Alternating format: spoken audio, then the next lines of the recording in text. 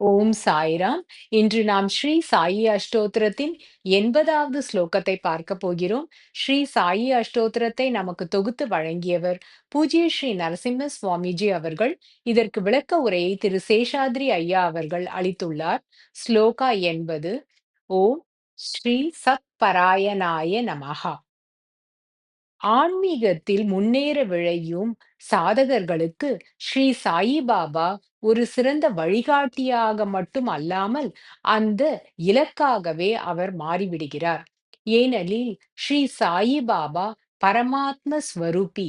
ஆத்மானுபவத்தை அடைந்த அவரை நாம் தியானம் செய்ய வேண்டும். அவரே தியான பொருளாக மாறிவிடுகிறார். ரேயும் ராதாகிருஷ்ண ஆயியும் ஸ்ரீ சாயிபாபாவின் திருநாமத்தை ஜபிக்க வேண்டும் என்று கருதினர்.